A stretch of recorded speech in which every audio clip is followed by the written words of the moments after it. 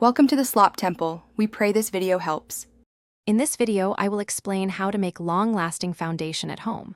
First, let's gather our base ingredients.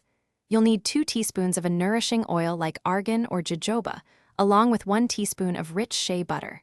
To help everything blend smoothly, add about 1/2 teaspoon of emulsifying wax. Finally, include 1 tablespoon of aloe vera gel and 1 teaspoon of witch hazel for a soothing, hydrating base. Now, let's customize your foundation's color. Begin by adding 1 to 4 teaspoons of non-nano zinc oxide for coverage and a white base. Slowly introduce cocoa powder, starting with about 1/4 to 1/2 teaspoon to achieve your desired warmth. You can also use tiny pinches of mica powder or various clays to perfectly match your unique skin tone. Remember to test the color as you go.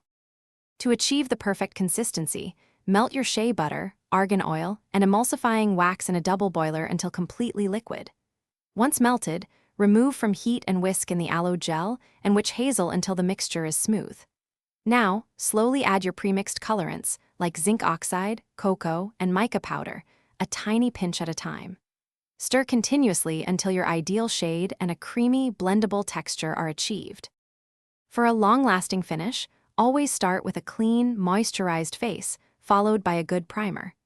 Apply your homemade foundation using a damp beauty sponge or a foundation brush, pressing it gently into your skin for an even, seamless look. To ensure it stays put all day, lightly dust your face with a translucent setting powder or finish with a few spritzes of a setting spray. This helps lock everything in place. Thanks for watching. Consider subscribing if we helped you.